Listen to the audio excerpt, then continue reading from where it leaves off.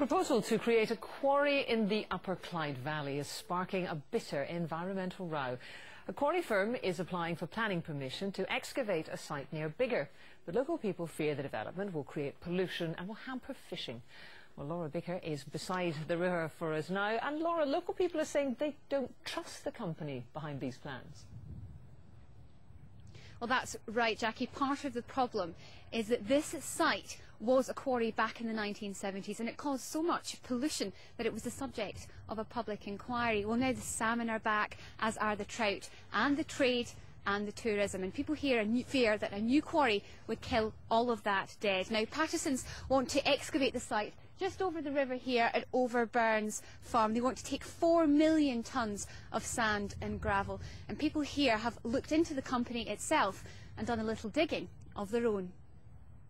This river has become a front line, a battleground between developer and environmentalists. The riverbed is rich in minerals, sand and gravel to build our houses, our roads. But it's also a landscape many have come to love. Yes, it's one of the most beautiful parts of southern Scotland, and it's just a tragedy that somebody actually wants to go and destroy that beauty. One of the risks to this site is flooding. To apply for planning permission, Patersons had to have an independent company check their assessment of the flood risk. For that, they asked EnviroCentre Limited.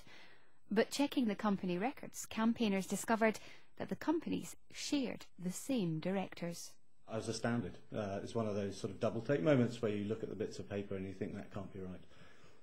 Dairy farmer Ian Parker's land borders the quarry site. He says EnviroCentre's independent assessment of the flood risk should now be put in doubt.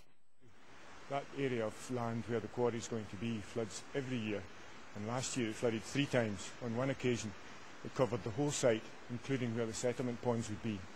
So how do they expect to be able to contain any pollution when everything will be underwater? The Scottish Environmental Protection Agency say they are not relying on EnviroCentre's report, but campaigners believe this is enough evidence to have the planning application withdrawn.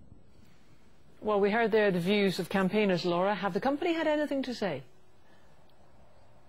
We have contacted Patersons Quarries and EnviroCentre Limited. They both offered no comment for this report. This planning round now goes to South Lanarkshire Council. It is their decision. They're not sure. We did ask them, but they're not sure when this planning hearing will be. But Jackie, it's bound to be a lively one. Thank you very much, Laura.